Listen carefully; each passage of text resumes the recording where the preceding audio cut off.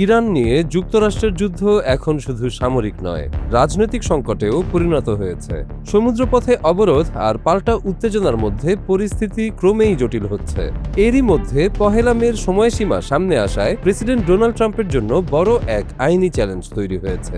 কংগ্রেসের অনুমোদন না পেলে তার এই যুদ্ধ চালিয়ে যাওয়া কঠিন হয়ে পড়বে।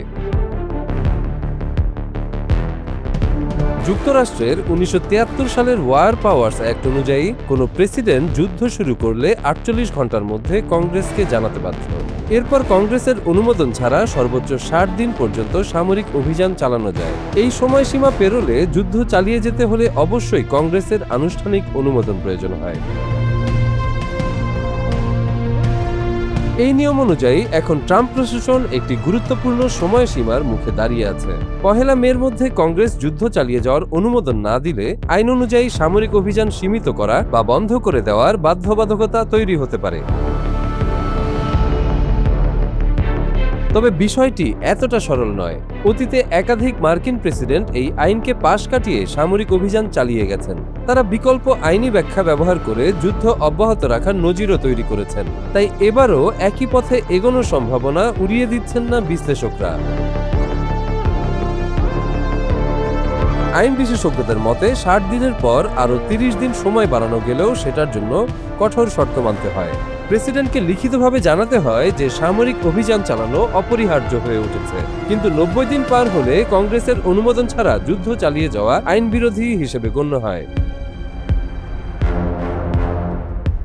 তবে বাস্তবে কংগ্রেসের ক্ষমতা নিয়েও প্রশ্ন আছে। আইন অনুযায়ী যুদ্ধ বন্ধের কথা থাকলেও অতীতে একাধিক প্রশাসন এই বাধ্যবাধকতা পুরোপুরি মানেনি। ফলে আইন থাকলেও সেটি বাস্তবে কতটা কার্যকর হবে তা নিয়ে রয়ে গেছে গভীর অনিশ্চয়তা। এদিকে মার্কিন কংগ্রেসও স্পষ্টভাবে বিভক্ত। ডেমোক্র্যাট ও রিপাবলিকানদের মধ্যে তীব্র মতপার্থক্যের কারণে ইরান যুদ্ধ চালিয়ে যাওয়ার পক্ষে পূর্ণ সমর্থন পাওয়া কঠিন হয়ে পড়েছে। সাম্প্রতিক এক ভোটেও যুদ্ধ নিয়ন্ত্রণে আনার প্রস্তাবটি পাশ হতে ব্যর্থ হয়েছে। কিছু রিপাবলিকান সদস্য শুরুতে ট্রাম্পকে সমর্থন দিলেও এখন দীর্ঘমেয়াদী যুদ্ধ নিয়ে তাদের উদ্বেগ বাড়ছে। তাদের অনেকেই বলছেন নির্ধারিত সময়সীমা পেরিয়ে কংগ্রেসের অনুমোদন ছাড়া যুদ্ধ চালিয়ে যাওয়া ঠিক হবে না। এরই মধ্যে সমুদ্রপথে উত্তেজনা আরো তীব্র হয়েছে। ইরানি ও বিদেশি জাহাজ দখল ও আটক, পাশাপাশি পাল্টা পদক্ষেপের ঘটনাগুলো হরমুজ প্রণালী সহ গুরুত্বপূর্ণ বাণিজ্য পথে অস্থিরতা সৃষ্টি করেছে। বিশ্লেষকদের মতে এই যুদ্ধ এখন প্রেসিডেন্ট ট্রাম্পের জন্য রাজনৈতিকভাবে বড় ধরনের ঝুঁকি তৈরি করছে। জনমতের বড় অংশও এই যুদ্ধের বিপক্ষে অবস্থান নিয়েছে। সামনের নির্বাচনী সময় ঘনিয়ে আসায় পরিস্থিতি আরো জটিল ও অনিশ্চিত হয়ে উঠছে।